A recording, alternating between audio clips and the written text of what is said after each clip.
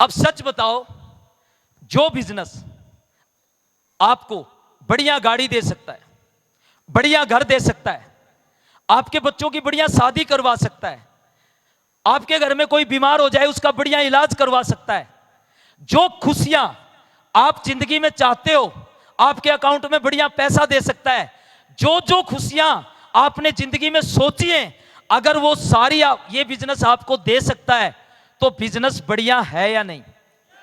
मैं आपसे पूछना चाहता हूं, है या नहीं? बढ़िया है।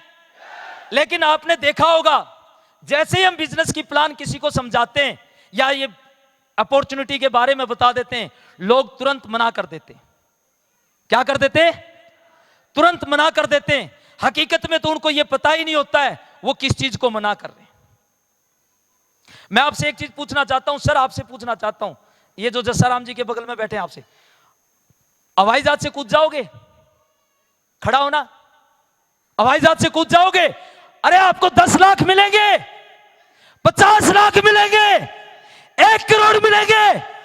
अरे भाई साहब, मना करने से पहले ये तो पूछ लेता हवाई जहाज खड़ा है या उड़ रहा है, ये पूछ तो लेता।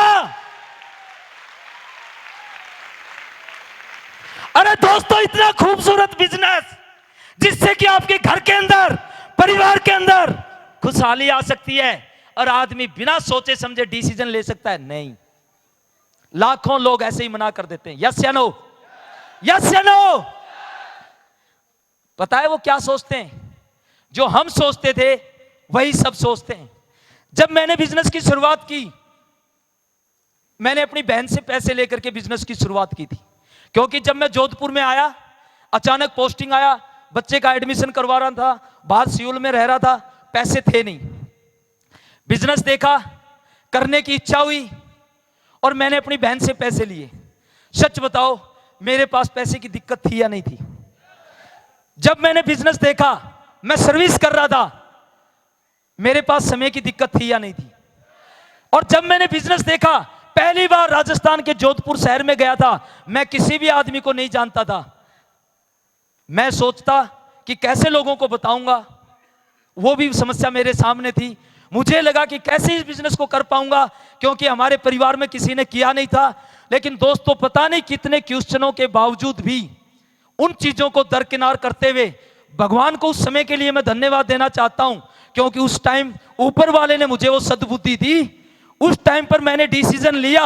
अगर इन भाई साहब की तरह उस टाइम में डिसीजन ले लेता, नहीं ले पाता, ये सोच करके कि मैं इस बिजनेस को नहीं कर पाऊंगा, तो दोस्तों आज मैं आर्मी का जवान होता। और उस टाइम मैंने डिसीजन लिया, सब चीजों को इग्नोर कर करके आप सेफ शॉप का सीनियर एडवाइजर हूं और आज 1 करोड़ रुपए से ज्यादा इस बिजनेस के माध्यम से कमा चुका हूं दोस्तों, 1 करोड़ रुपए से ज्यादा।